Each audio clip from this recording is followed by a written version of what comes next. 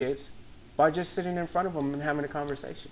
Yeah. You know, kind of like what we're doing here. And I wanted to make really today about, not about the music, not about the celebrity, not about none of that, but just the conversation of what it is we're looking to do on a daily. When we roll out of bed, yes, there's businesses we run.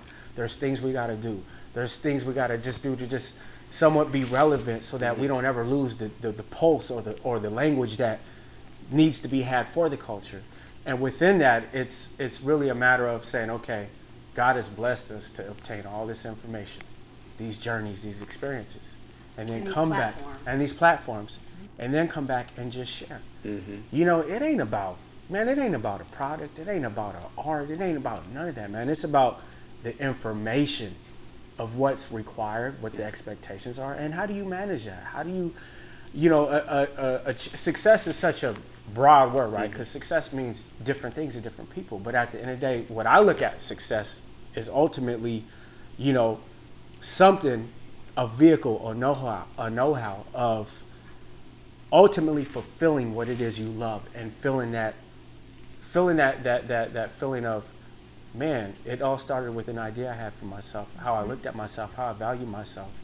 And then I was able to have a conversation. And through some weird osmosis way, I changed somebody's lives. Like, that's what we've all done within, you know, this journey of what we've done. So I know I'm talking a lot. It's cool, man. You know, go ahead. I'm with my Keep brothers, on, you know on. what I'm saying? So it's conversation, bro. Yeah. So just to interject on what you just said earlier about heroes growing up. Yes, being born in the United States of America, being Mexican American, but also being Native American, you try to find heroes within your own community. I mean, you know, even though I wasn't born in Mexico, I looked at Vicente Fernandez as a hero. I looked at Los Tigres del Norte, Juan Gabriel, all these figures that as a kid I knew about because it was immersed in, it was like embedded in our culture. In our culture, yeah. But as a hip hop kid, I wanted to see someone that resembled me. And in New York, you had Rocksteady, you know, you had Crazy Legs, who was a Puerto Rican kid, kind of like me, Latino, but he's Puerto Rican, I'm Mexican, I'm a hip hop kid, I'm trying to find, you know. New York, L.A. I'm trying to find inspiration within that. And I did, because hip hop had no culture boundaries or barriers, right? You could be anything, because hip hop culture was open to everything. Any type of race, color, creed, any person around the world. Yeah, it had no color. Right?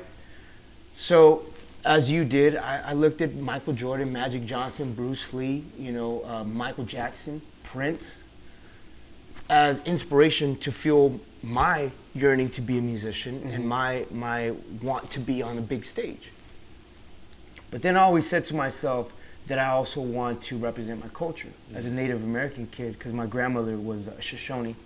And she was like my biggest inspiration. At 5 years old, she was the one that kind of put me on the stage and said, this is what you're gonna do. Without saying it literally, she put me on the stage. And this was at Olvera Street here in downtown Los Angeles. And I always remember that moment of like, this is what I was meant to do. But it was my grandmother that showed me the way. She showed me the map. But it was me that had to walk. I had to go and go on the journey.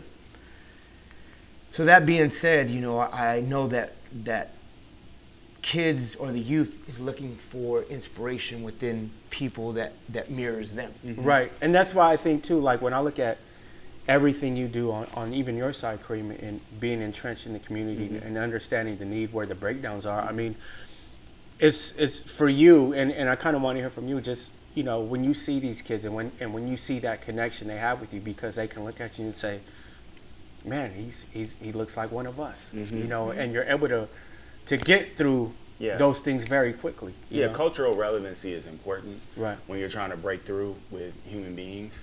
They want to be like what Tab was saying about, and what you were saying about looking at heroes and really, you know, having a quest to see people that look like you or that were, you know, we all take pride in people from our tribe. Yeah, exactly. Right? It's true.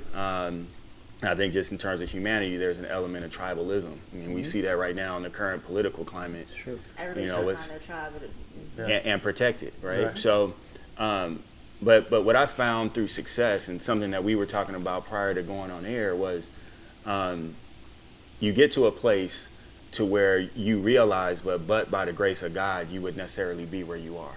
Right. And so then you see people who might be underloved or have less hope, and you want to help them to see that God loves them the same way he loves me.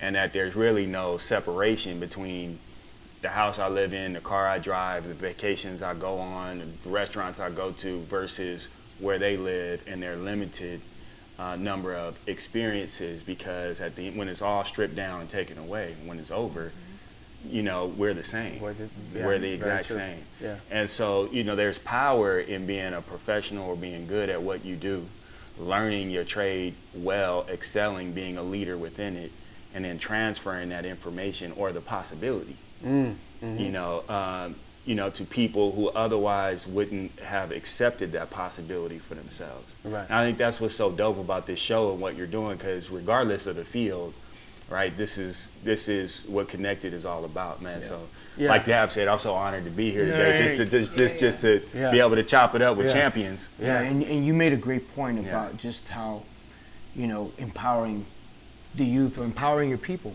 Yeah. Because as you said earlier, it's the whole political climate. But when you empower the people, the power of the people can be a lot stronger than people in power. No question. Yeah. So that being said, it's like you take that responsibility, and that's where I'm at now with my efforts as a Native American advocate, as a leader, trying to inspire the youth, and also just be there in the fight against injustice against indigenous people. Yeah. You know, we've been oppressed for so many years, and not to get all deep, but I just want to put it out there is that I rather use my platform and my voice to help the voiceless that need a voice. And I found that, you know, just recently going to Standing Rock, as you mentioned earlier, and seeing all the amazing people, not just indigenous people, but people from all over the world coming together for a great cause and just for humanity. And I think that's where I'm at in my life now. You know, I've found a lot of power within the love and the support that I have for people that are in this fight. And, you know, it's a greater calling than just music or just a job. Oh, absolutely, absolutely. It's about serving humanity. And Yeah, being sure. Yeah. And being like living to your highest self, like, Right. because I do believe that we as people, right, it is our ability to shine as brightly as we can, Right. so that we can, when we talk about lighting the way of other people, I do find that a lot of what happens is that intimidation factor, right? All these outside forces, how we were talking about the obstacles and the things that come in. People take that and they're like, oh, no, let me not shine too brightly because it's going to upset other people. And so I think that oftentimes there's a pattern that people fall into of living to serve, I'm going to say this way, living to serve others but not serving self. And I do think that there is great power in serving self first. You got to, like they say when you get on the plane, you got to put your oxygen mask on so that you can help others, right? So in order to use your gifts and use all of your talents, right? Put them up on the platform, get them out there so that is the light that shines, as opposed to, oh, let me not, I don't want to upset you. I'm going to serve you but not upsetting you. Right, right. You know what I mean? Yeah. Y'all, it's warm. But and you know, just like even for me, fellas, like when I got a chance to go to Standing Rock, right, you know, I realized that the biggest thing that we've forgotten to make light of or reinfuse into this generation is the ability to imagine. Because I sit in front of these kids and, you know, you realize that while we're pushing, you know, education, we're pushing all these different components, the one thing we haven't reinstated was the ability to imagine yourself without your limitation of where you're from, your boundaries. And even when I go back to my high school, when I sit in a room with these kids, I can bring up math, science, history, but the moment I talk about music, the guards come down. And now we actually have a conversation as if there's no teacher in the room. And at that point, it's like, now I got them. And then I talk about just the ability to imagine. Imagine you love music, right? Okay, well, you love rhyming. Okay, now just imagine you one day maybe perfecting a craft or a passion and being that, being what you love, you know. And I think that's something great that we've been able to do here with Connected is reinfuse the ability to imagine.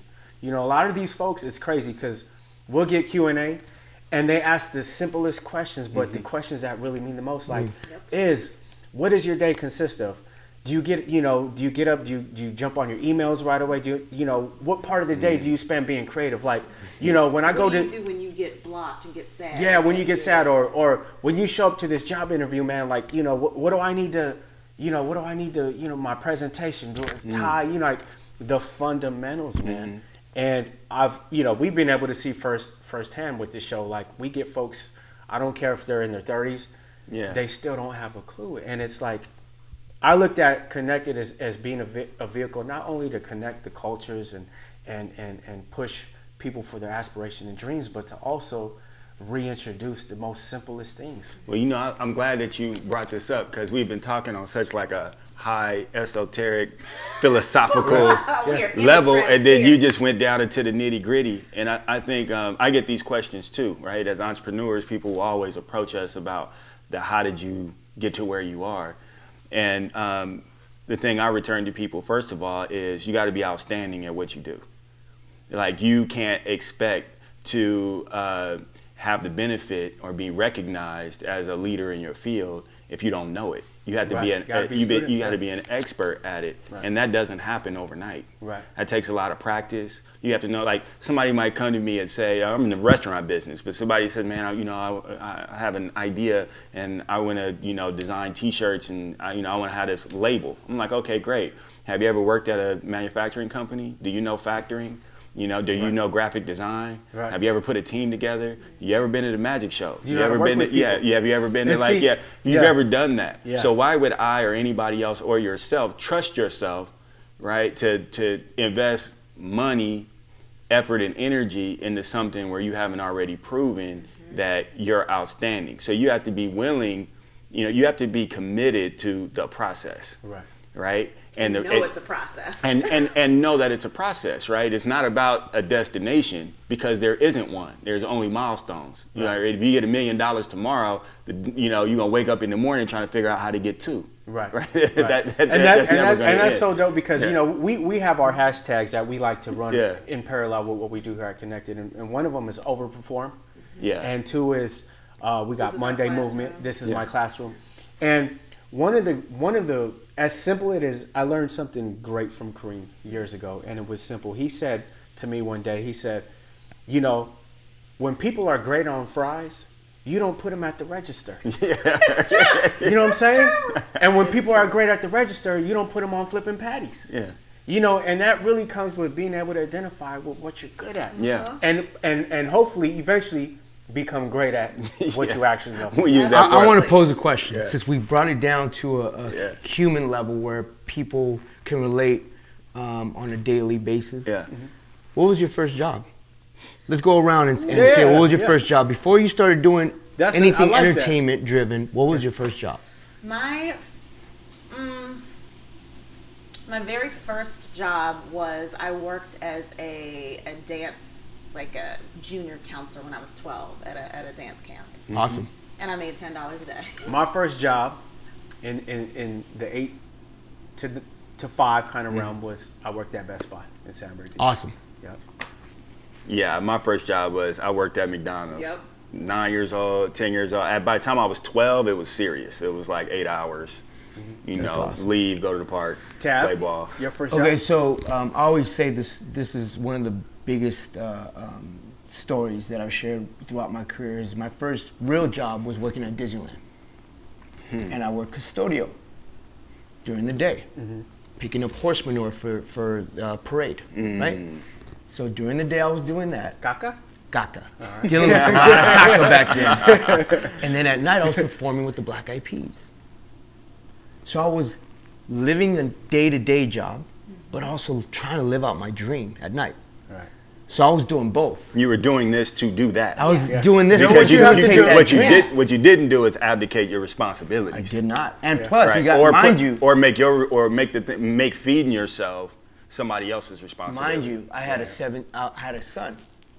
So it was not just about me feeding my career or feeding my dreams. Yeah. It was me trying to feed my son. And the P's weren't successful then. No, this is the beginning. This is like straight underground. We're getting paid with pizza and Right. Pepsi. Which by is 20 times harder to do when you have responsibilities. And, outside. this is before like social media, before cell phones, before the internet. This is like 94, 95 grind time. Yeah. You know, and so we learned a lot about, just sticking to our guns, and we had to do whatever we had to do during the day to facilitate our dreams, because I wasn't gonna let go of this dream. No. I'll go pick up horse manure all day. Right. And I had a great experience at Disney because I got to ask questions to the performers and, what it's like to be backstage and what it's like to be on set. Yeah. You know what I'm saying? God is so good. Like how it all Absolutely. comes. But when he's saying this, what I'm hearing you say, Tab, is like, where'd you live? I lived at my mom's crib on the couch. What part of town? Rosemead. Yeah, so you're coming from damn near Pasadena. So if you're not from Southern California, you're driving 25 miles in traffic to Disneyland at whatever time to go to work, to do something that none of us would be proud of really doing, but Right. you handled it, you knocked it out the park. You're learning everything that it is I that absorbed. in ways that you don't even know at the time what you were learning and how that was going to play, into helping you create what you were creating on this other end, And at right? the same Rounding time- out your experience, and then leaving and going wherever the gig was. Yes. And using your cash money, Yeah. At the eating, same Yeah, time, when you all break that it at the down. same time, look. Yeah. And because I'm Yeah. a b-boy and I always try to keep sharpen my Yeah. swords, I was practicing 3 hours a day, over 10,000 hours to perfect your craft, right? Ah. So I was perfecting my craft while I'm doing the day job, picking up horse manure, while I'm doing the black eyed peas at night. I still had to sharpen my swords to stay on top and make sure that the next man is trying to take my spot. You're not gonna take my spot because I'm gonna be deadly with my swords on my tomahawk. The dedication. And you know what's crazy? What? It's something that me and Cloie constantly implement here is because no, it's like what they're saying is like, when you break it down into its simplest form, like how we are right now, those are the things our viewers always want to know. Yeah. What the sacrifice was like. Yeah. Well, how much hours do I put into doing something that I love to become great at? Yeah. Well, how do I do a job and then be creative at the end of the night when I only got X amount of hours? And for me, my rule of thumb was always I couldn't have two masters. I either loved it and was willing to die to it, or it was just a hobby. Yeah.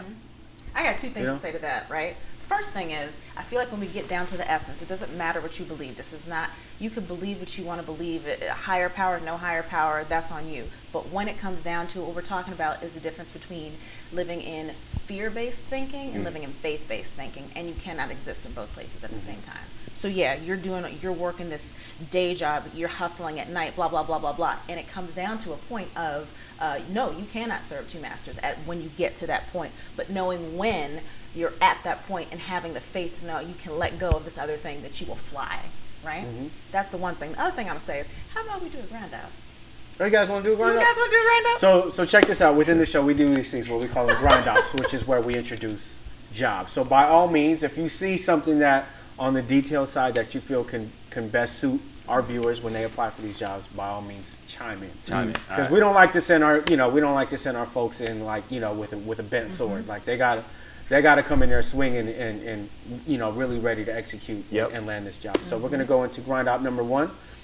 Grind out number one is in the field of Culinary. chef. Oh, we got Karim in the house. Yeah. This is in West Hollywood, California. Restaurant is in need of you know what, I'm gonna let Karim, you want to read off these details? Cool. This is your role. Restaurant in need of a sous chef with strong culinary knowledge as well as customer service skills. All right, so that's telling me right there you're gonna be doing some cooking, but there's some front of the house guest interface. Sometimes when you're cooking, when you're in the chef role, you really don't have guest interface. So that's an interesting concept. Assisting cooking and preparing food is necessary to maintain, review budgets, cost of sales. This is a great job. Labor, supplies. So there's a difference between being a culinary artist and a restaurant operator. This is asking you to be prepared to do both. Review monthly profit and loss statements. That means you have to understand the line items in the P&L and how to affect them. Assassin. You hear that? That's an assassin for you. Plan, supervise, and execute all banquet events and functions. Recruit, hire, and retain best-in-class workforce with assistance of the management team. All right, so this is basically a kitchen manager is what they're looking for, who understands the P&L. So this is not probably somebody that's entry level in the restaurant game. Right. But if you've been in the restaurant game, maybe you haven't even been a chef, but you want to refine your cooking skills, but you understand more on the management side. So like if you were an hourly manager at Chipotle or at, Panera Bread or Buffalo Wild Wings or wherever, you might be able to apply for this opportunity, and it might give you some experience in doing something that's more artistic, culinary, versus like prepared foods or you fry it and put it up. Okay. So if you're interested in that kind of lane, that's the job that I would prepare for, and I'd probably put my management skills first. Or if you are a culinary artist, maybe you went to culinary school, or maybe you worked under a cool chef and you learn those skills, but you want to round out your skill set and you want to become more knowledgeable in the restaurant management aspect. Let's say you want to own a restaurant at some point, you have to know the P&L backwards and forwards. This is an opportunity where maybe you can go in there with stronger culinary skills and then get the experience you need on the management, P&L, financial management side. And for those of us that maybe don't know what that world is, what is P&L? P&L is profit and loss statement. That's why, we get confused about like, you can be a culinary artist at home and profitability doesn't matter. But when you go inside the four walls the workplace. and there is rent or to pay and payroll to make, it is a business. And so you got to figure out how to buy this product, which is the food, cook it, and make it in a way that where customers want to come in and buy it and have that over whatever that experience is at that location. And you got to do that in a way that allows there to be money there at the end of the day because it's a business. Right. Now, Karim, you're on your 4th Buffalo Wild Wings, right? You're actually in the building process. I've been following your timeline. I'm seeing cement, beans. What's that process like, man? And just as far as being really the overseer, the owner. What does that entail, man? Well, it tells a lot of things. I come from the McDonald's background. My family's in Mickey D's, and in 2009 we opened our first Buffalo Wild Wings. In 2011 we opened one in the Crenshaw district, and we have one in Carson, and now we're doing K-Town, which is downtown. And each time you get better at it, right? It takes time, to be able to master the construction process of it. And it's interesting in business, like when you build out a studio, you can't build out a studio without having some knowledge about the construction business. Why? Because the contractor's job is to get as much money as you can.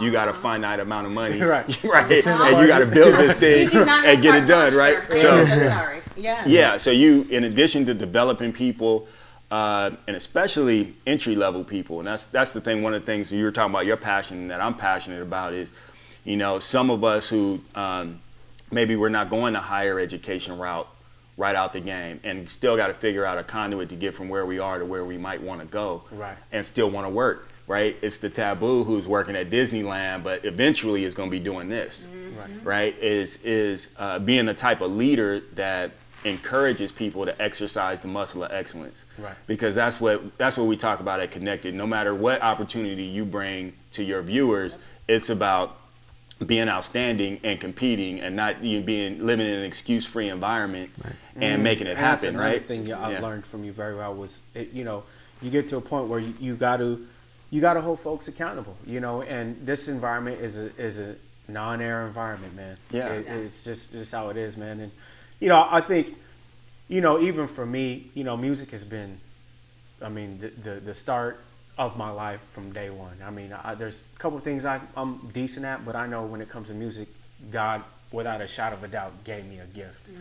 And when you can sit and talk to folks that are from a completely different road to business or whatever, and still meet on the same common ground, which is the core principles, the presentation, non-air environment. These are things I was blessed to have learned from you. Just the whole concept of, you don't take somebody who's great at the register, put them on fries.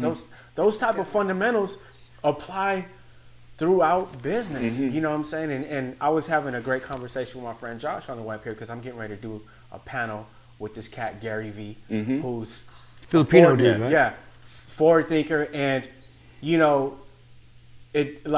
I'm just a firm believer in these principles that exist in being overachievers and having that type of mentality, to be competitors, there's a pedigree, there's a formula, and we can all, come from different ends of the spectrum, but we all meet on the same, what got us here, extremely hard work. And what's blood, important, the sweat. just touching base on that, for me as a parent, because a lot of times we do it for self, right? And we have the drive and the focus for me. I want to better me, right? I want to do this. But it was more about motivating and being a motivator and being an example to my son of what it is to work, what it is to not have an ego about the type of job that I was doing, to actually go after something and know being held accountable for it, knowing that I had to wake up at 6 a.m. after I had a show at 2 in the morning or 1 in the morning, and I only had 4 hours of sleep. But I was responsible to go and be at Disneyland at 7 a.m. or 8 a.m. so that I could do that to be able to take care of my son. Well, it's integrity, and sometimes people who haven't been exposed to that, and it sounds like your grandmother, your folks, you were exposed to what that is. Too many of our young people don't really have the right examples. Yeah. And so when you're a leader and you have the ability to employ people or come in contact with them as a teacher or a mentor or in whatever way, shape, or fashion, and to invite people to understand what their word is to themselves.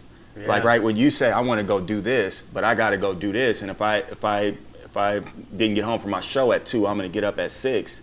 It's because you're doing that for yourself. Exactly. And integrity is doing the right thing when nobody's paying attention. Yeah. Yes. And I think that is a super important lesson now, because this has been an important lesson for forever, but with the rise of social media and reality stars and all of this stuff, I feel like young folks nowadays are looking to be famous.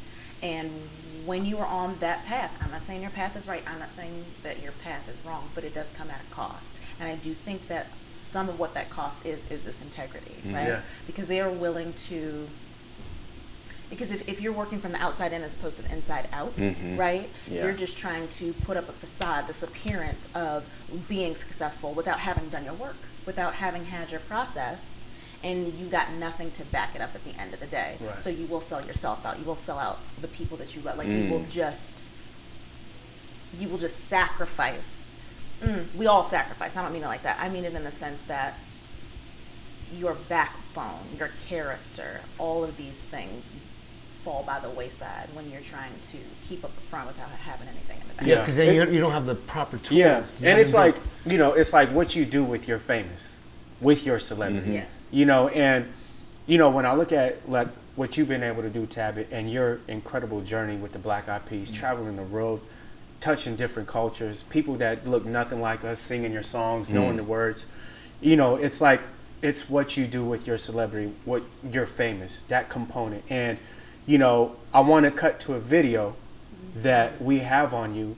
And when I look at what you're doing with what God has given you and that component of famous or celebrity, whatever that is, I look at what you're doing with it. And I want to make sure we highlight that, because when I saw this video, it was extremely impactful to me. Thank you, man. To see a hero that, man, had I had that dude when I was 8, 9, you know what I'm saying? So I want to make sure we show that, because I want people to understand really what it means to be in the trenches and really helping. So let's cut to this video on my man The power of the people can be a lot stronger than people in power.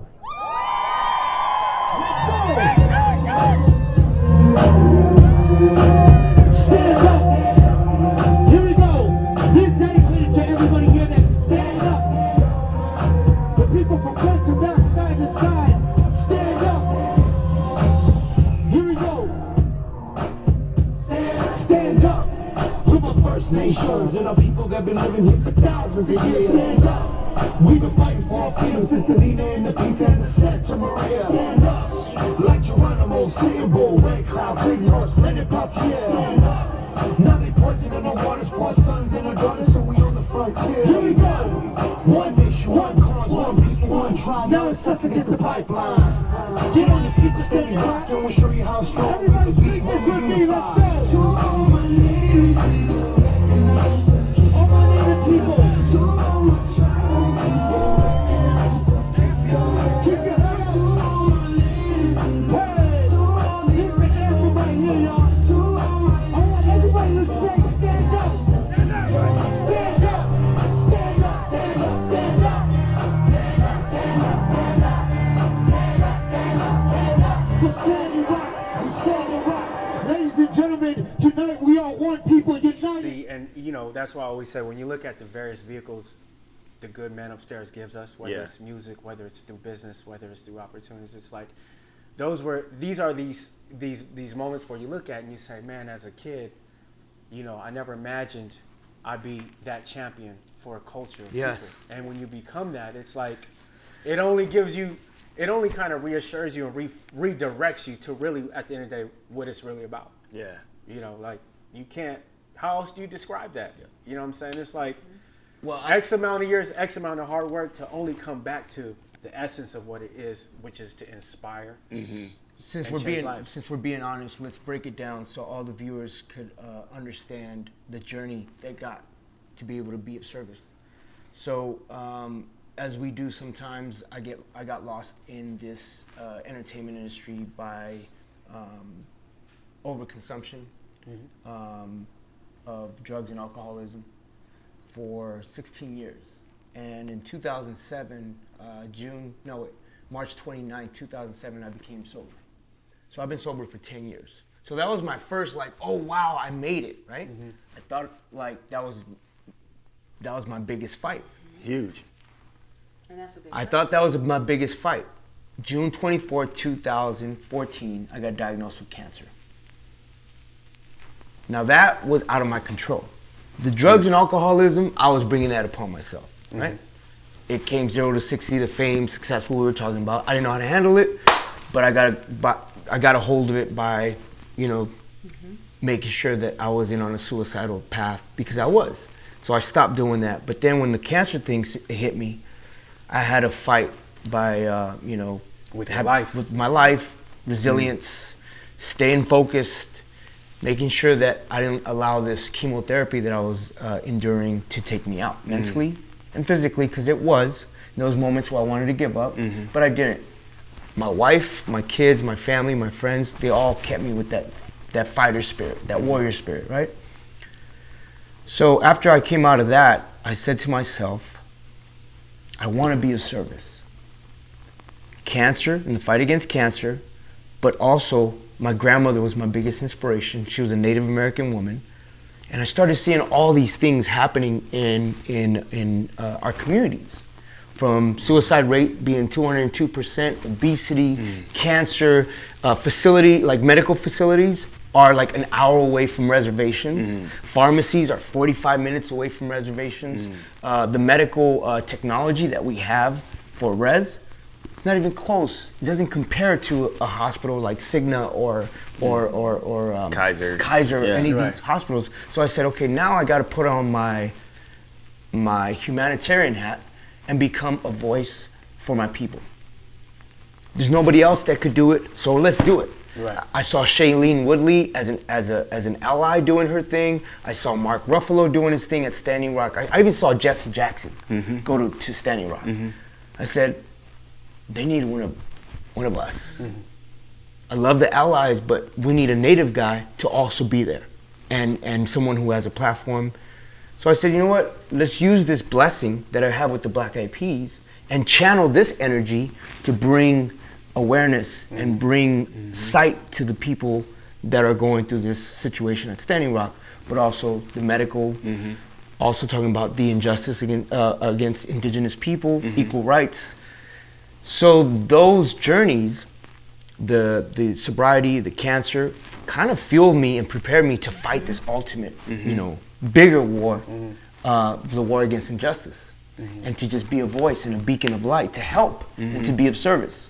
And now, every time that I get to do an interview with the Peas, you best believe I'm gonna be talking about Standing Rock. You best believe that I'm gonna be talking about the fight against cancer, because I'm using those platforms to bring awareness to issues that are personal to me. Because I'm a survivor and I'm a Native, but also I'm a father, and I want to preserve Mother Earth. It's important to me. But you know, it's also great because even, and this is on some real shit, like I know even for me, when I look at certain figures who do have incredible platforms, I begin to ask myself certain questions like, man, I wonder why they haven't put up X amount of basketball courts in the hood. I wonder why, you know, you start to, because I know with those kind of platforms, it's like, What you would do. how are you absent? Yeah. You know what I'm saying? But Yeah. I know what I would do, and that's why I say, you know, I use the word vehicle rather, you know, than to say, your fame or your famous vehicles. But you know, those are the things you that truly keep you, you know, I think your perspective right as far as why you're even here.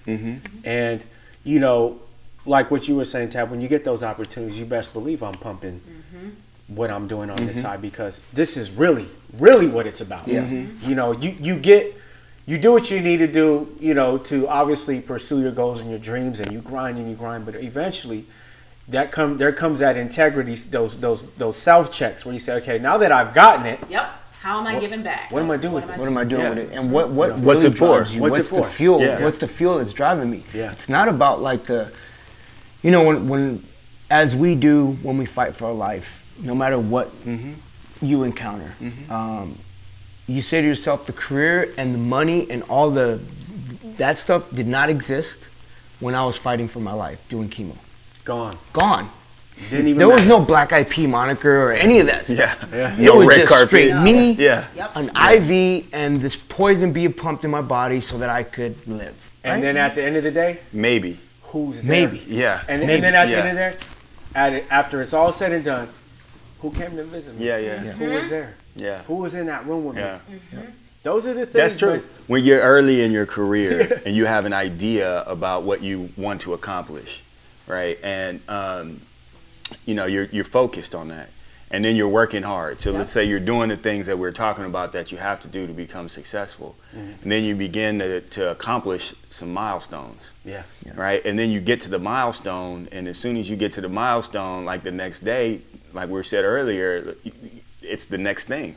Right? I could just imagine the first time you guys were nominated for something, and then you're on the red carpet, and then you win, and then the next day, it's like, when's the next cycle? When's the next record coming out? Yeah. When are we going back to the studio? Yeah. The same drama that you dealt with the Yeah. first Yes. time. Here we Who's go. the producer going to be? Yeah. What about the licensing? The A&R wants this. They got this issue. The this, that, and the other. It doesn't matter. The doesn't money is change. in the bank, but the happiness, the ability, you're still dealing with the process. So you got to have to then learn to accept the process, and that the things that happen along the way are not determinative of who you are as a person or how you experience life.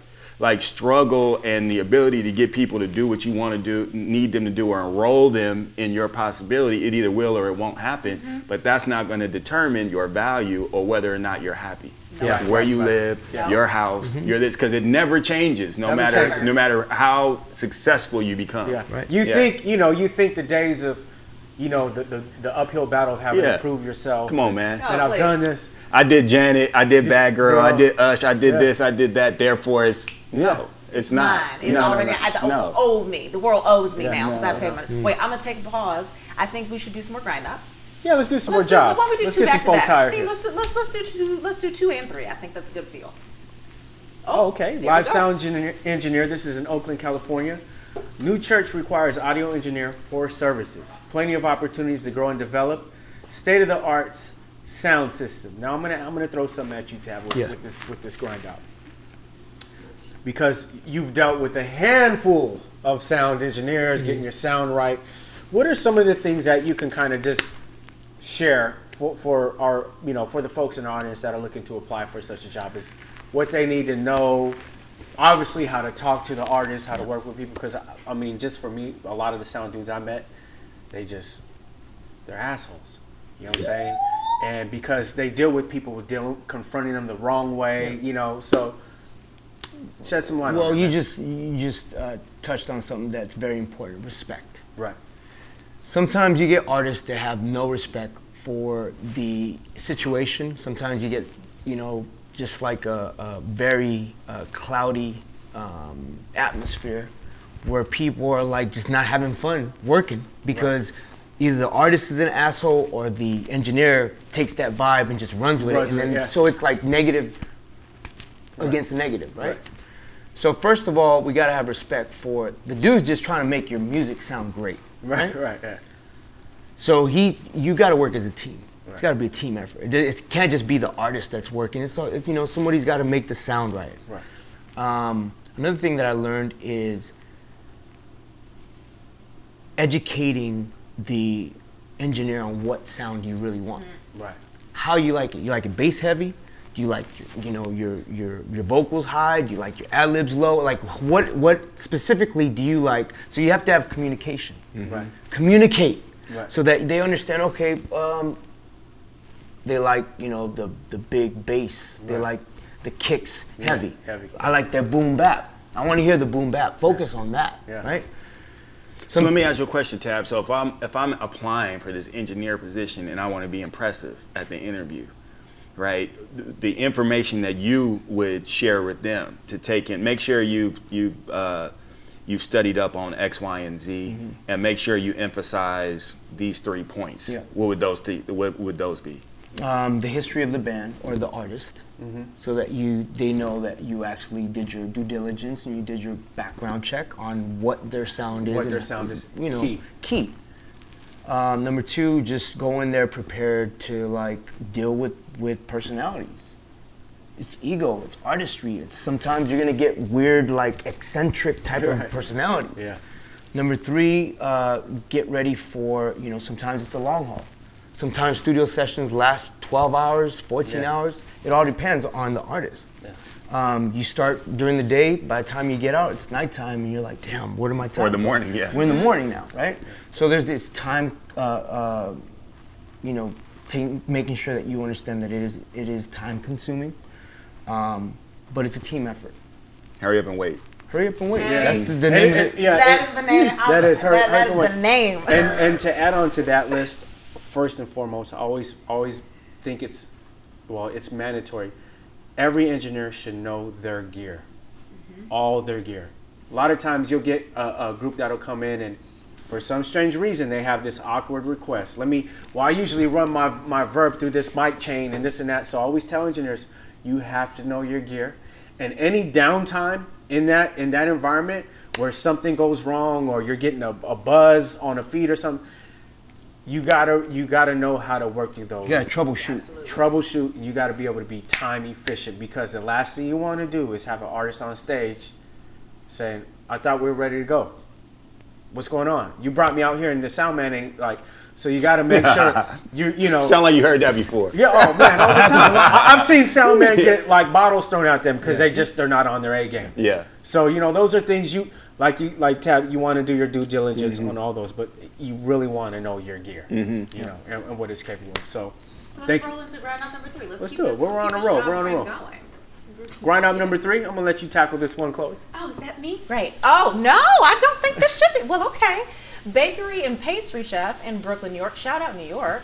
A bakery seeks a baker and pastry chef to help achieve daily production goals for baked goods, to measure and mix ingredients to form dough or batter according to recipes, to roll, cut, and shape dough to form rolls, breads, and related products, cut, peel, and prepare fruit for bread fillings, and to observe products while baking and adjust controls. And that's out of Brooklyn, New York. I am so hungry now. I am so hungry. Me too. Treyo's Donuts. Treyo's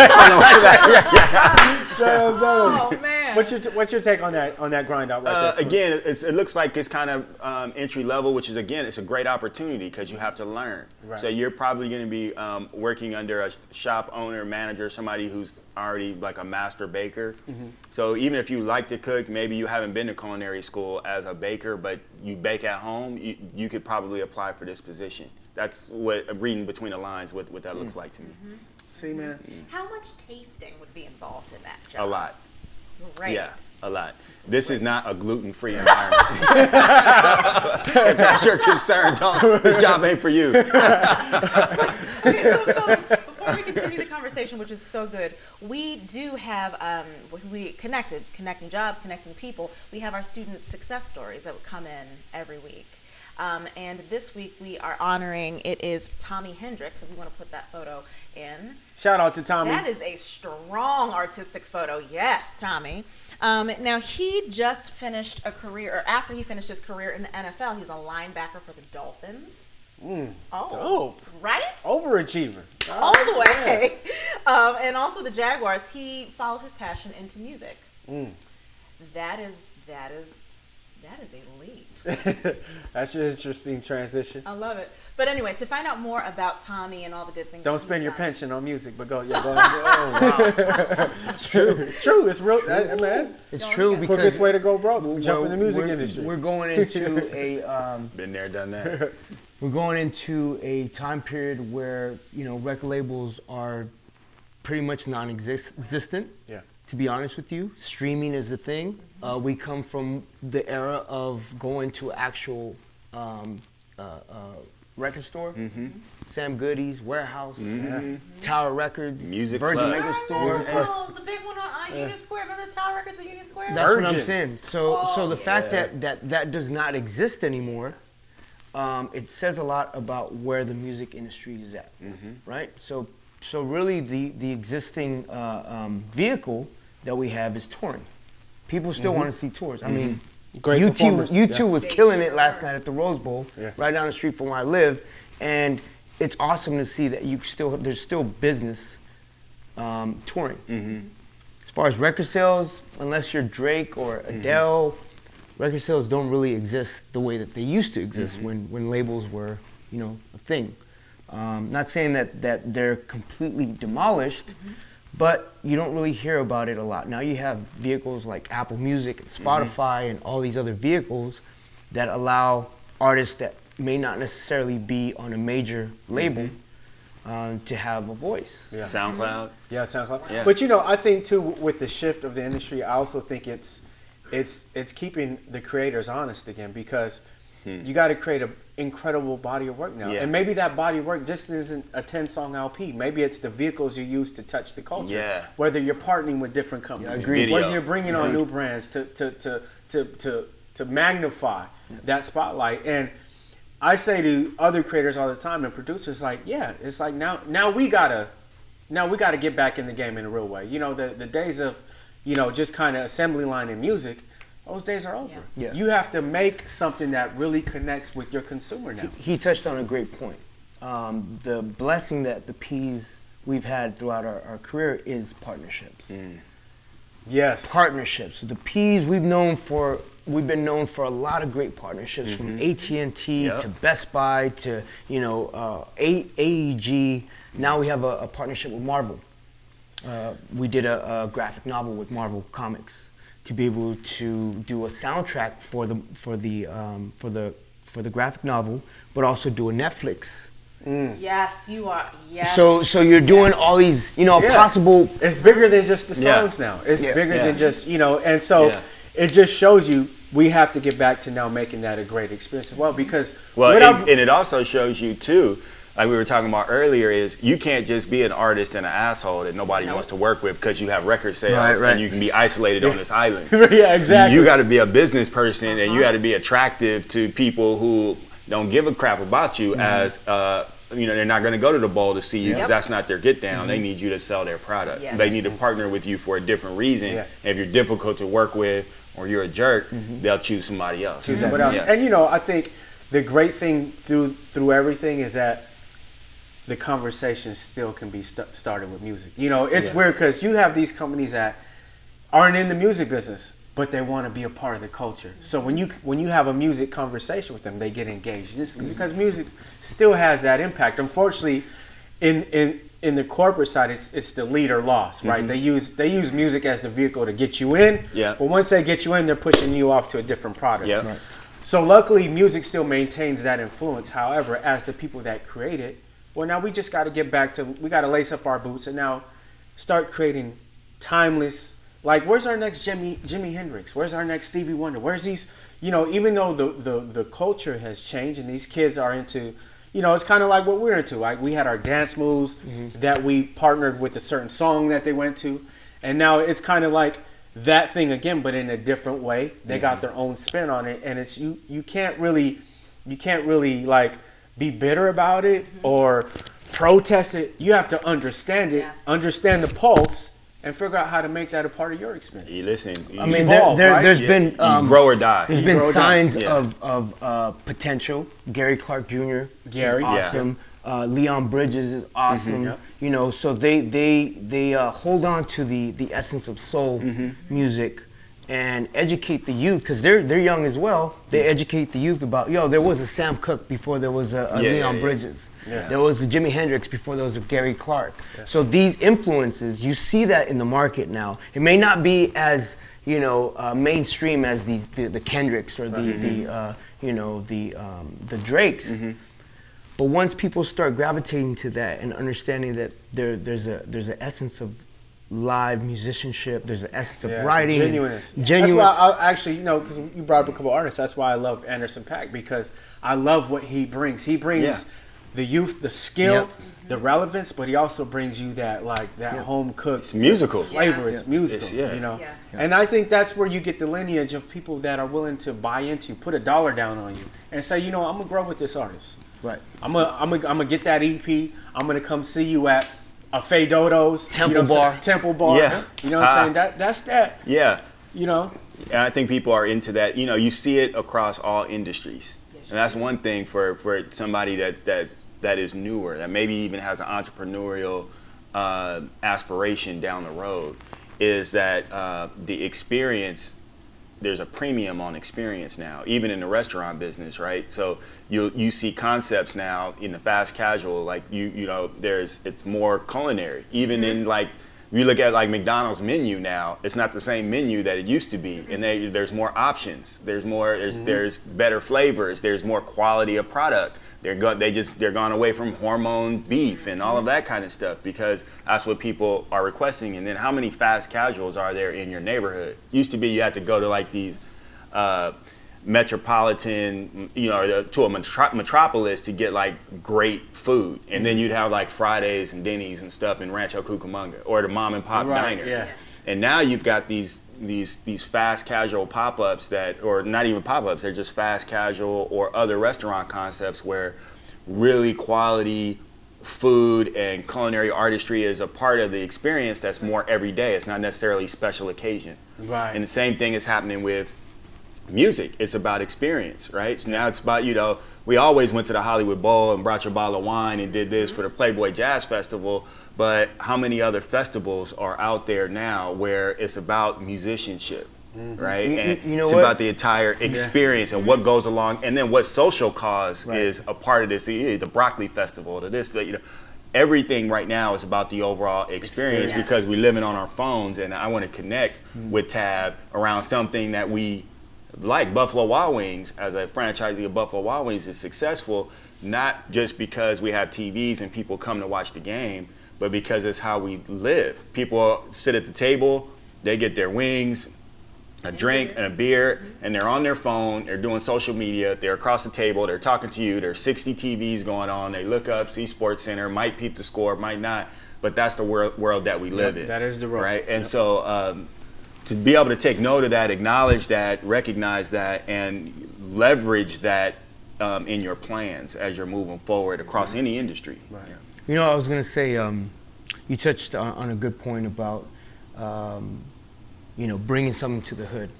Yeah. What I would like to see, which I haven't seen so far, is, for example, I live in Pasadena, and there's a Whole Food and a Trader Joe's right down the street, right?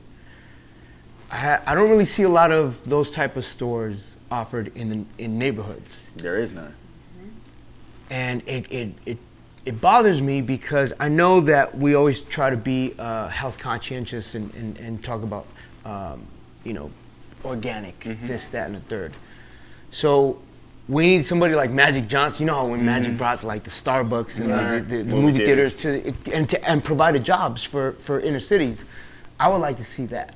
It's starting to happen. I have a friend, Sam Polk, who's doing this thing called grocery ships and every table. So he started around doing round tables in food deserts, which are inner city, majority Latino, and teaching groups of women, creating community around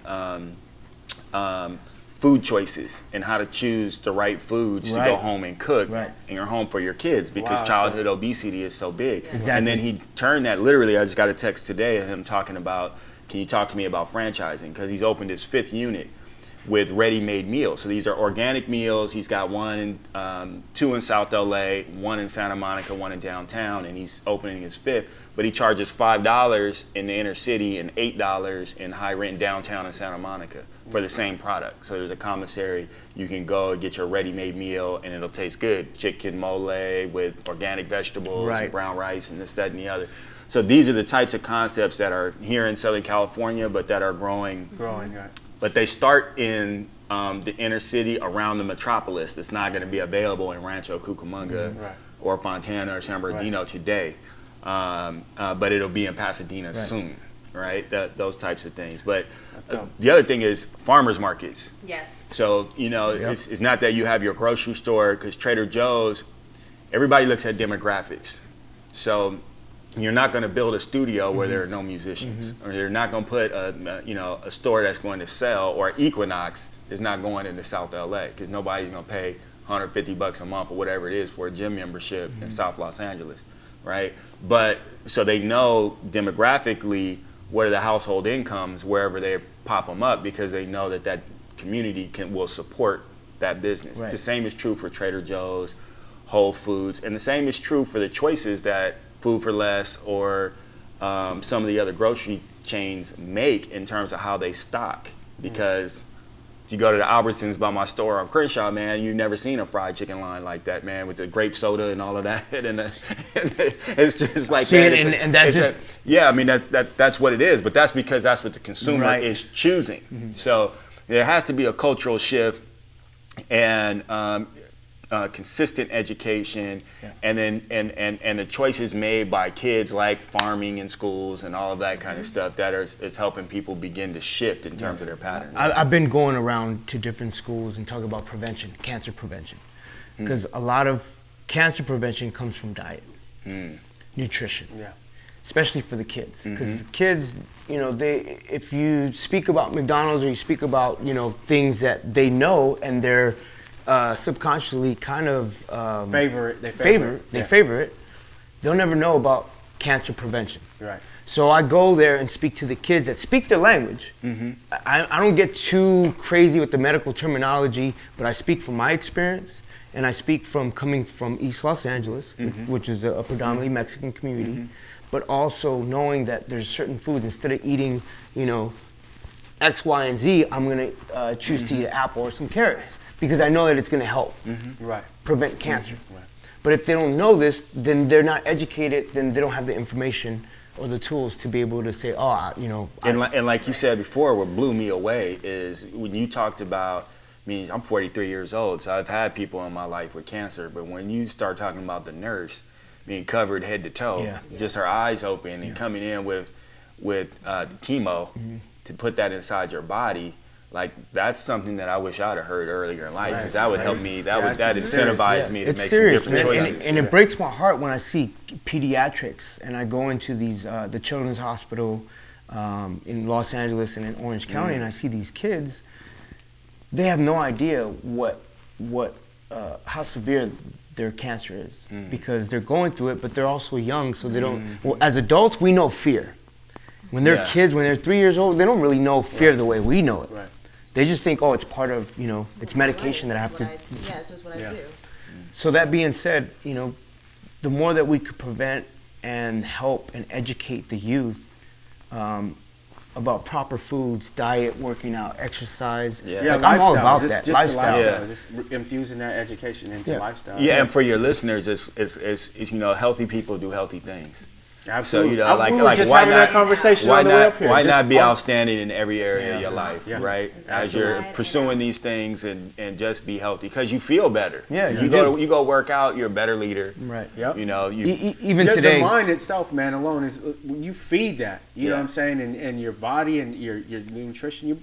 You'd be surprised how much more you can get out of your daily, your focus, it's your mood. Even man. Today, when you said dominatrix, like DB is such an inspirational, motivational trainer, physical trainer.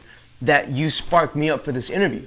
I was thinking about, you know, the training that the process of the 4 blocks. He always Going into overtime. Going into overtime. And I was like motivated. Yeah. So just that healthy mind, healthy state of mind got me juiced up for this interview. Yeah. And it's people like that, like the Yeah. DBs and yourself. And, you know, we have a responsibility. I remember seeing a Charles Barkley commercial back in the days. I am not a role model. Yeah. I'm like, well, I am, because I want to be a role model to my kids. Yeah. So you take that responsibility and you apply it and you say to yourself, if I could share a little bit of information, whether the kid takes it or not, then at least I'm doing. You done your job. I'm doing my job. You done your job, man. Absolutely. Yeah. So we're going to continue to do our job. I know we right? are. While we do our last 2 grind ups. We do our last 2 I grind love ups. it. 4th grind up of the day is in Hit the it. field of audio engineer, Houston, Texas. Recording studio seeks audio engineer to bring into the control room. Collaborate with producers, artists, and musicians to determine and execute the desired result. Mix and edit voices, music, and tape sound effects for live performances and for pre-recorded events using sound mixing boards.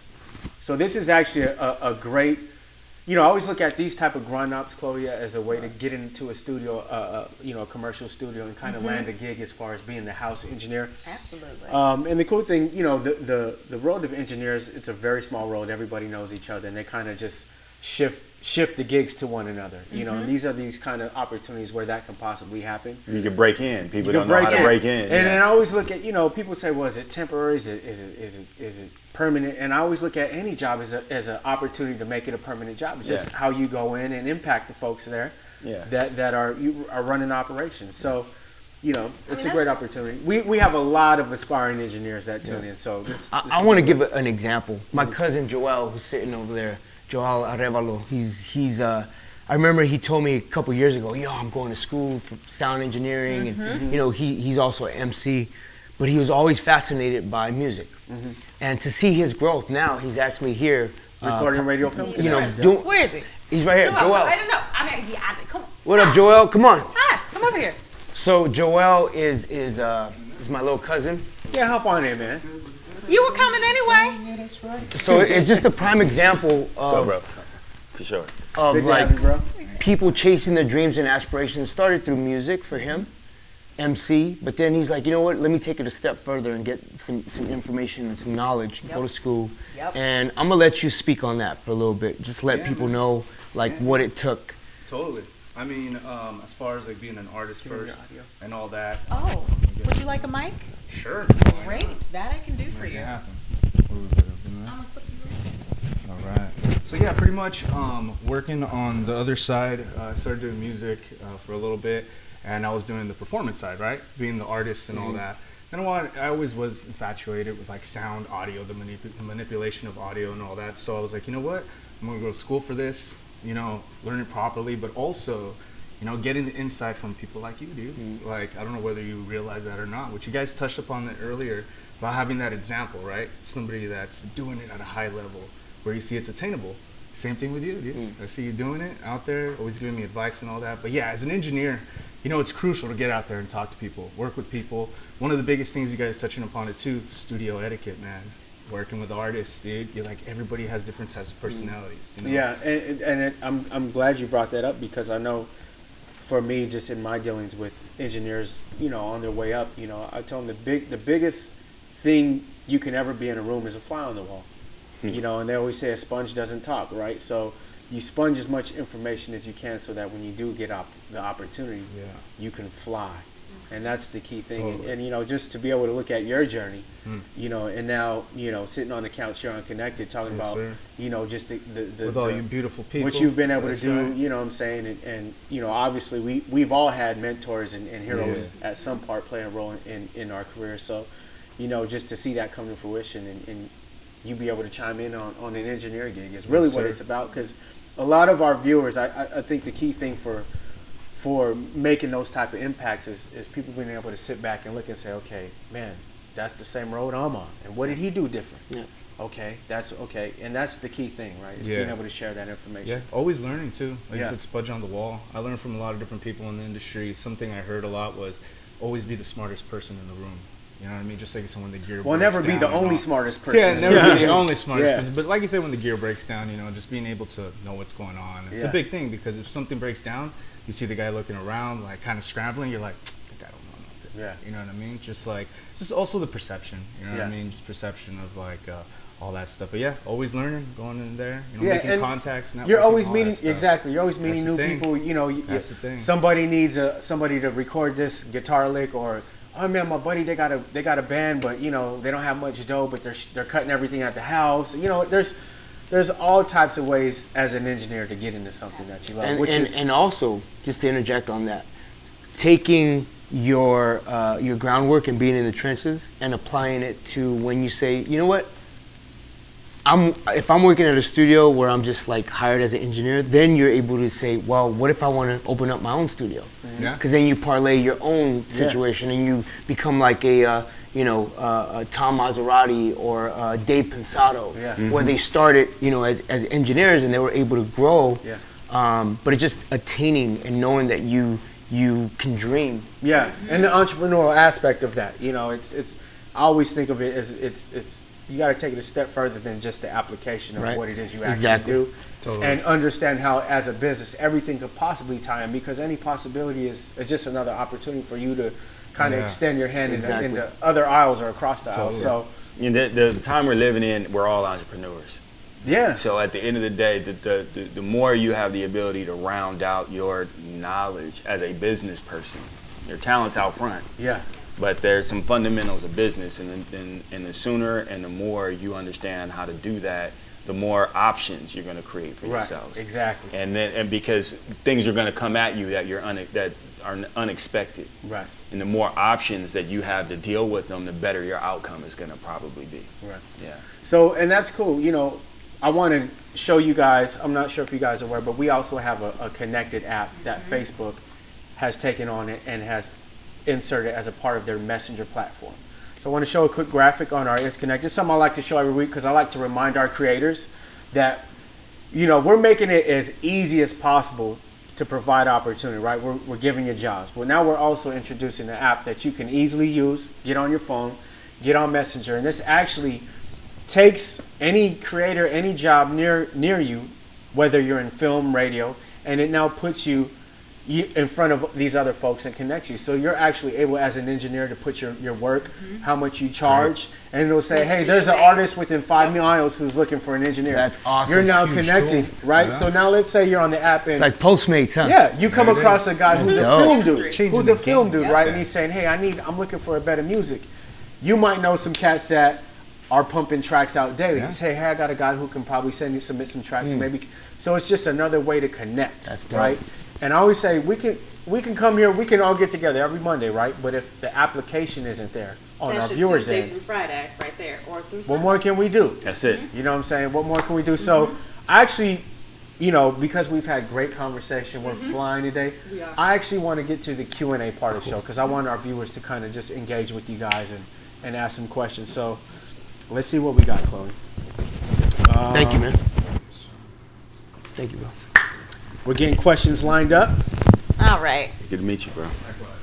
Yeah, get your questions in. So Joe from Omaha, Nebraska, collaborating with others is something they say I should do more of. How do you and the rest of the Black Eyed Peas go about collaborating? It's a good question. It all depends on like the vibe and the moment. For example, a lot of the collaborations for this project that we've been working on happen organically. Going to different events and seeing other artists and just talking about, you know, we're working on a new Black Eyed Peas album, and it's just like a natural, organic process. I feel like those are the best type of collaborations, when it's organic and you just it happens without, you know, it being force fed. Right. Manager. It's more like artist to Yeah. artist, and I think that's where we're at in our career now, because we have been in the game for a while, and so we have accessibility to other artists. Whatever we feel the vibe fits for that song or for that record, it's got to be organic and natural. Okay. You want to take the next one, Cloie? What do you got? I love it. So we have Man Felice from the Bronx wants to know, for Taboo, which artist was the most difficult for you to work with? And what artist would you like to work with that you've never? That's a very Keep hate hard alive. question, right? Where's the love, man? Right. Where is the love? Right. Everybody and everybody. You know what? I have to say I have not had a difficult collaboration. We've worked with a lot of great artists, but someone that I would love to work with is there's a lot of Native American artists that have not really seen the light of day the way that I want them to see the light of day. So my efforts are to be able to help them out. A lot of MC, like Native rappers that are in the underground that I witnessed at Standing Rock, and I was like, wow, they're talented, but a lot of people don't know about them. I want to eventually do that and help them. You know, that's my mission, is how do I help my communities, because there's a lot of them. We have not only the 7 nations, but there's also the 6 nations in Canada. We have the Aboriginal in Australia. All indigenous people. There's talented musicians, artists, singers, songwriters, and I want to be that vehicle to help indigenous people. That's dope, man. So, Karim, we have a question for you from Pat Zalesko from Chicago. Wants to Chi-town. know, right? What was your starting point into turning into an entrepreneur, and how did you start and achieve the business process? Yeah, I tell people, like, when you're in the hood and you go to a liquor store and you see the liquor store owner and the kid is right next to them, and because they're learning inventory and they're learning customer service and all that, and they end up going on to become an entrepreneur. I was really blessed to have come from a family of entrepreneurs whose parents were in the restaurant business. So I learned it from there. I got my MBA in the hamburger business, so to speak.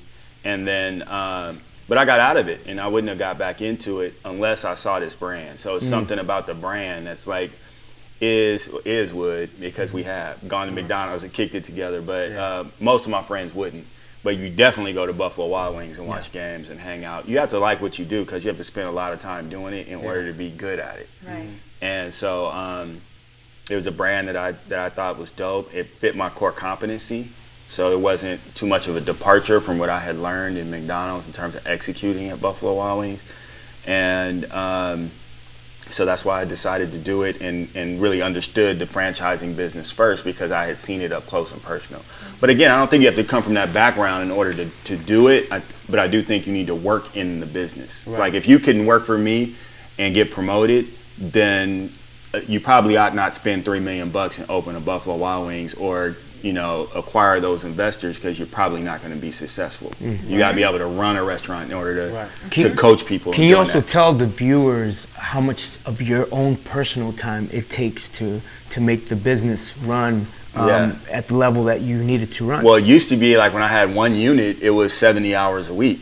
I mean, it was all day long, every day. Then when it was two units at the beginning, it was kind of like that kind of time. And now with 4 units, you can kind of afford to have more infrastructure in place, so it's not as labor intensive, but then you fill your time doing other things. Right. You get So opportunities. in other words, you get it to hopefully end up being a fine-tuned running machine. Yeah, I mean, and that's like, if you think about the Patriots, you're like, okay, they're Which I do. Yeah, I bet you do. Or let's talk about a better team, like the Raiders. And their resurgence. How about the Steelers? And their resurgence. But Redskins? But when you think about outstanding organizations, they're outstanding because they're consistent. So they compete in a way where they execute consistently better than everybody else. It's not that they have one draft and that draft is great. It's that they execute every single day consistently. They put systems in place. So you can't take yourself out of that equation, but you can put more people in place. So you have to do less of it. But the term I use is inspect what you expect. So if you're not inspecting what you expect to happen, it's not going to happen. Right. It's human I love nature. Good play on I like words, that. not for nothing. So I have a personal question, Karim. So I think this, and it's a simple question, man. But it's very right here, which is to our viewers, as an entrepreneur, as a person who runs various establishments in the field you do, what are some of the 3 things you look for in sitting down with a person who's looking to meet with you and hopefully be hired? What are the key ingredients you're looking for? Yeah, the key ingredient, the number 1 ingredient that I'm looking for is trustworthiness. So I'm trying to like look at I'm really trying to look through you and get to your spirit, because what any of us do is really not rocket science unless you're an artist. So if you're an artist, if let's say a dancer, you know, I'm not about to ever be a dancer. I don't give a shit how hard I work at it. I'm not going to do that. Or maybe be an MC per se. But running a restaurant, you don't have to have a college degree to run a $10 million restaurant. You don't. You have to show up every day and have integrity and have stick-to-itiveness, and eventually you can be in that space. So it's about who you are as a human being is what I'm trying to get to. And people fail. They're like, turnover is a part of it. So that's the number 1 thing that I look for. And then what you think that you want to create for yourself in your life. So if I have an idea about what's possible, then I have an idea about how I might be able to help you create what you want to create for yourself in your life. Like, I'm not attached to you working for me for a long time. Right. I'm attached to you having a passion about what you want to create for yourself. Because now I know, all right, if you can be passionate about that, then you got to be able to be excellent at everything you do to be excellent enough to create what you want to create. So while you're here, 3 months, a year, 2 years, working for me, I have somebody that's going to be a highly productive person that's an outstanding human being. And I'd rather have that for a short amount of time than have somebody that I got to try to convince to do the right thing every day for a long period of time. No, I just want a culture of outstanding people. Yeah. Right. Okay. So I break it down to 2. Those are the 2 things I'm looking for. Got you. Wait, so Taboo, we want Jessica, the healer from Bismarck, North Dakota, wants to know. She says she loves what you stand for and digging the shirt. That's love. Thank you. And then we have Keisha Parker from Illinois says, when and how did you discover you could dance, and how did you go pro? So my grandmother, as I mentioned many times in this interview, was my biggest influence. She's the one that discovered my dancing capabilities, because she was a dancer that had a dream of being a professional dancer but never made it. So she always kind of put that energy upon me. Like, you could do this, Jim, you know, you get on that stage. She was like my coach. You know how you need a coach to kind of pep you up and give you the fighting spirit? She gave me the fighting spirit at 5 years old. So what I would do is I would perform in front of, she would be sitting in a chair like this, and she would say, from Los Angeles, California, give it up for Jimmy Gomez. And I would go up there and I would do my, you know, I was popping it was in the 80s. And she would say, okay, now do your feet, Jim. So I would just start shuffling or whatever. So and then she would say, okay, now let me see your face. Like, she would kind of encourage me to perform and to give a presentation in her living room. And it brought joy to her. So the joy that I saw in her let me know that I could do this for maybe hundreds and thousands of people through dancing. And I became a professional dancer when we became the Black Eyed Peas. That's when I knew all this hard work of battling other crews, because I started in the battle scene as a b-boy, and then it progressed to a freestyle dancer, and then me, Will.i.am, and Apple. That's how we started. We met at this club called Ballistics in the 90s, and we met in the dance circle. Will.i.am was rhyming, battling other MCs. And we were battling other dancers. So that's when I knew, okay, this is some stuff that we could actually take around the world and be professionals. And you feel it too, because I'm not gonna lie to you. When I need to get there, because I also have like an on-set mix, and never fail. I've always got at least 4 Black Eyed Peas songs. Awesome, thank you. It gets Thank me, you so much. Like if I'm gonna go that. to the club, which is a rarity, but if I need to get there. Always. And our first song that we put out on a grand scale was Joints and Jams. And at the end of the video, we showcased each individual as a dancer as well, because we said not only is our music something that drives us, it's also our dancing. So we wanted to showcase both talents to let people know that we are dancers, b-boys, freestyle dancers, performers, but we also write songs as well. Absolutely. So, Kareem, we have Andrea from Orlando, Florida. In general, do black business owners get the respect they deserve from banks, investors, and the city when it comes to licensing all of that? No, I'd say people of color in general have a tough time with that. And, you know, we were talking earlier about tribalism, and I think it's inherent in humanity. So, you know, we're all more comfortable doing business with people that look like us or come from our background. So that's number one. And then two, I think historically, we aren't as exposed or as prepared in some cases to do to be competitive, especially on the administrative side of the business. So like for me to have access to capital, when we opened our first restaurant in 2009, we couldn't get access to capital. So I had to figure out a way to raise $3 million cash. It's a very hard thing to do for, you know, myself, my business partner, two 30-year-old African-American guys. And well, we you know, but by the grace of God, we wouldn't be here, right? But, you know, we will consult a lot of folks that are in business and they have a great product. They're the baker, you know, and their products are amazing, or they're the plumber and they do a great job and they're hardworking and they have the ability to scale their business, but they can't compete for the contract at the airport because they don't have the administrative side tight.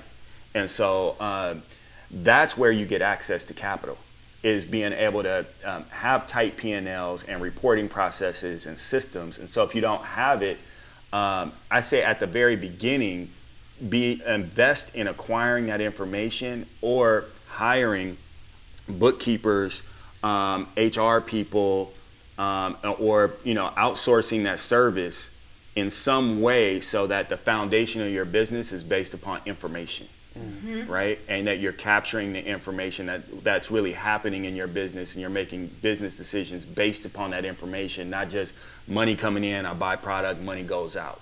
But you're measuring it year over year sales, because those are the questions that the bank wants to know. It's as important for them to understand that your business is healthy in terms of your tax returns and your business.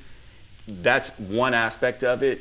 But the underwriter, the bank, really wants to know that you understand your business and where it is and where it's going. And if you're not managing your business based upon the numbers and don't understand the numbers, you have a very difficult time getting anybody, including the bank, to invest their money in you, because they're not in the business of loaning money to people who can't pay it back. I got a question. Yeah.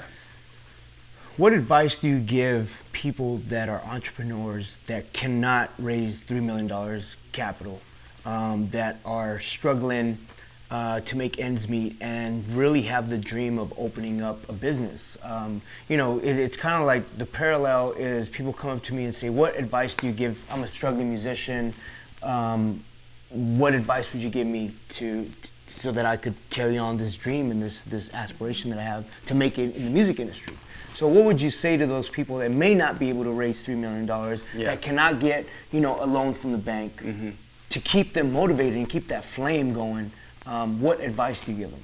Well, I would say to continue to perfect your craft in whatever that is. And I think it's industry specific too, right? Because if you're in a tech startup, you're not going to do a tech startup with no money, right? If it's in retail, you have the ability to do that. You can start a t-shirt company out of your trunk or out of the house. Or now it's very inexpensive to have an online business, right? You can have a job paying you $15 an hour and save just enough money to be online and have a business and begin to grow. It doesn't have to start big. It can start small. Because even like the trucks, like, you know, the food trucks. The food trucks. Yep. Know what you are. Know what you are. Food trucks. Stop. I have a Right? They're taking over. I have a They got friend that wine came now? to me, and his story was amazing because he was selling drugs and thought that he was going to, he had a vision that he was going to go to jail and his mom's house was going to get raided. So he sold his last 8 ball, had $50. Somebody gave him food stamps to get rid of his last piece of product. And so he took the $50 food stamps and bought groceries to do like hood tacos. And then he did it on the street, like in Watts. And now, and I know Keith doesn't mind me telling his story, it's all flavor, no grease if you looked it up. But he's got 100,000 followers, and when he says that he's gonna show up on some street corner, it's an hour-long line in order to get his product. I love it. And so awesome. Keith says, man, okay, now I want to take it to the next level and this, that, and the other. And you got to know who you are. And I said, well, Keith, if you get a food truck, how many feet of grill space are you going to have? 5 versus, you know, how many you have now? 9. So how many can you make at a time? So you're going to increase your costs, right? So now it goes back to that thing about the business. Like, are you really going to make more money to do this? Yep. And you're a celebrity. So if people want your product, you make more money just being doing the street thing from time to time and booking private events, because you can charge 10 grand and do a private event versus you make $1,000 a day out of a food truck and you got to be there all day every day and you got a limited capacity to this, that. So know what you are, be able to evaluate the information based upon numbers, and then figure out how to scale your business. It's not always the idea you have in your mind that is the right idea. Yeah. Right? To start. Right. It's your talent that's what God gave you, and then you got to pay attention. Yes. Right? Yeah. So wait, before we get into our last couple questions, I do want to do Grind Up 5 because we still have it. Okay. We still have our Grind Up 5, and for all of our viewers, we do have an additional 5 jobs that we have on our website. So we give away 10 jobs. I don't know if we talked about that, but we give away 10 jobs every week. Exclusively. This ain't on Craigslist. This is, you got to log on and show up to have access. Like That's hashtag dope. not a game. Do we have Grind Out 5 ready to go, fellas and ladies? Oh, video producer. Dig it. So Grind Out 5 is out of New York. New York is for a video producer. There's a short form video producer needed. Deep knowledge of Black internet culture and entertainment required. An extensive social media experience, especially with Facebook, is needed. A successful candidate will play an integral role in brainstorming, creating, and executing video content. And that's coming to you out of New York, New York. That's self-explanatory. You just need to know your game and your culture, among other things. I mean, am I right? Can I get an amen? You can say it out loud. You got it. Amen. Amen. Yeah. Amen. So Tab, real quick, because I know we're running a little over time, but we have tons of questions for So you guys. many So questions. we'll do as much as we can. Richard from Denver, this is for you, Tab. I know you're not Asian, but for us straight up Asian guys, is there ever a chance we'll hit big in the USA? I make rhymes and beats and want to start a solo career. Well, my brother Apple Diap, he's from the Yes. Philippines. You know, he came to America in 1989. I know he's not Asian, he's Pacific Islander, but you know, he represents a country of a place where, you know, you wouldn't expect an artist to come and, you know, make it the way that the app made it. He represents the dream, the American dream. Didn't know a word of English, came to America, got adopted by a white man who just saw him on a commercial, like donate 25 cents, $1.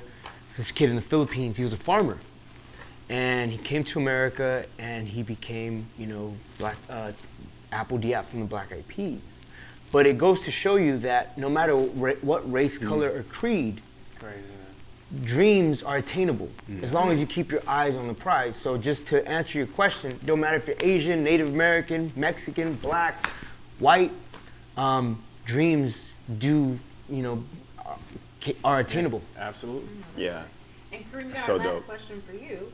Aaron from Carson, California. Are people in their 20s, are people in their 20s as lazy as they say we are? That's what everyone Millennials? is telling me. Absolutely. Millennials? Absolutely. That is not at all I thought I was going to read at that moment. I think they're inspired differently. So like in my generation, I know it is because I know his parents and his dad, and you know, and he knows mine. Yeah. You know, it was that whole no excuse environment. Not, you know, if I say it, do it. Don't make me ask you twice. I'm not like me asking for an explanation was like Unheard of. Was like Because I said was so. like a affront to humanity. Yeah. Like you must be knuckles. crazy. All Yeah, knuckles. yeah, exactly. I don't know Whereas- if question and answer too. It would just be like a look. Yeah, exactly. Whatever it was like, yeah, don't disrespect authority. Yeah. And now younger people are more interested in what does this mean, right? And Or and it's more like, and how does this what does connect it to mean? me? Yeah. Right? we didn't have this. Yeah. We didn't Well, have this connection. You know what I Yeah. mean? And it's cool. I get that I get the technology and I get, social media. I get all that. But we come from the era where, it was like you kind of had to go and learn and go outside and play and Or you had to have a memory. you had to have imagination. I just Yes. think that people want to be connected to something with meaning. Yes. Yeah. In a way where we did it because we were supposed to do it Yes. and we were told to do it, and that's what it was. And we were aggressive about doing it and wanted to do it better than anybody else because we wanted to be the CEO. We wanted to be like, I wanted to be Diddy, right? I wanted to be like, have all these businesses and do that, right? So like, and now it's like, how does this feel, right? And what does it connect to? So, if you're an entrepreneur, if you have a restaurant business, my thing is about culture. You want to be a part of this culture because it's in your best interest. Right. You're not going to work for me at a high level when I'm not around and I'm not there looking because the cameras are on. You're going to do it because it's in your best interest. So if I can't convince you or show you or enroll you in the fact that it's in your best interest, then you're not going to do what I need you to do in order for it to work for me. Right. And so that's the difference. So I just think that as a leader and an owner now, you got to know. Or else you'll have a bunch of very high turnover, which is expensive because it costs a lot of money to train people and hire people and bring them in. So you'll have high turnover and people that are less productive, and your margins will shrink because they'll be looking for ways to get over versus enrolled in a process. This is about all of us. Yeah. Yeah. Y'all are just, it's just the wealth of knowledge is real. It's like dripping with brain juice. Drip, Where can we- Brain drop. Brain juice. Where can we Brain find juice. more about but that's the new signal. Yeah, also too, so we're going to close out the show, but we want to also let folks know where they can find you guys at. So Karim, if you want to start. Yeah, off. I'm at Karim Webb, KarimWebb, easy to find at Karim Webb, all the social media platforms, KarimWebb.com. Cool. At Taboo, TABOO, for Instagram, and also Twitter is TabBEP, TABBEP, and then Facebook, official Taboo. And look out for the new Black Eyed Peas album. I know this is I'm not trying to promote, but I am going to talk about Absolutely, bro. about the Talk things about that it. are coming up. Yeah. So we have this campaign called Resist, and it all starts with resisting being put in a situation where you don't have a voice, right? Stand up for what you believe in. That's why I did that song, Stand Up, Stand for Standing Rock. It's on YouTube. It's YouTube/Taboo, just to find out about the efforts going on in Native American communities, because that's what's important to me right now. And if we're going to talk about, giving inspiration to the youth, I want to inspire the youth to also be activated and stand up for the communities as well, and to really do something that goes beyond personal purpose. It's about helping others. So I'm glad that my mind was open, my third eye was open when I overcame cancer, and now I'm helping in that fight against cancer and helping indigenous people in their efforts as well. Dope. Well, let's let them know where they can find us. Guys, let's just roll that graphic. I just need to soak in these words. We got a graphic. I mean, Graphics, connected. We got That's graphics. awesome. You can find us all there, all that good stuff. Yep, we got it. What's the second graphic? Roll it, because we got that too. Bam. Look at that. That's easy. Quick on the while we're at dials. it, can we roll the 6 to 10 grind ups that are available on the what is it? The internet. Yep, our 5 additional grind ops. Because we have. Can we hit that? One click, bam. Look at that. Nice. We are efficient. Love it. All of these things. All of these things. I All the think way we from say- Cali to New York and everywhere in between. Even something in Georgia. That's it. That's what I got to say about that.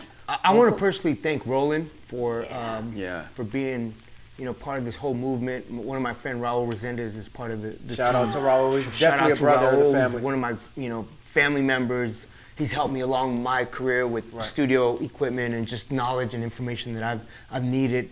And also to the RRFC for holding us down. Connected, we are connected. Yeah, and absolutely. starting a new friendship. Yeah. So thank you, 100. man. Yeah. Yes, sir. Thank you Yeah. for the inspiration. Yes, sir. Yeah, Yeah, man. you're doing the right thing, man. It is, man. What you're Bros. doing is phenomenal. I can't wait to hear the new Avila brothers get Oh, yeah. down, Yeah. man. We're It's feeding for coming, that.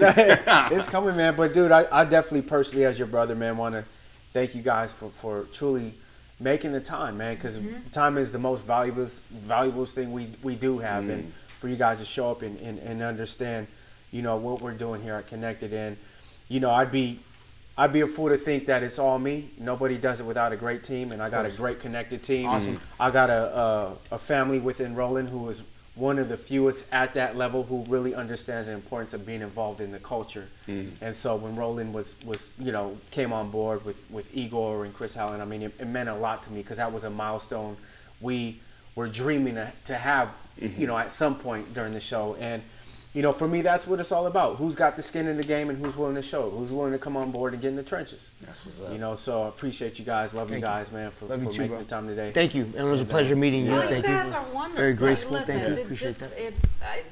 It is such a pleasure. You have no idea. I'm obviously a big fan of this one, but just like big fans of both Thank of you. you, and being able to just get to sit here and be here with you. Thank you for Dope. giving me that opportunity.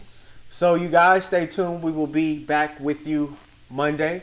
So you have Tuesday, Wednesday, Thursday, Friday, Saturday, Sunday to get out there and make it happen. Roll out of bed, get your day started early, get on those emails, shoot the texts off, and find the most valuable time in your day to be creative doing what you love to do. I'm Iz, we out.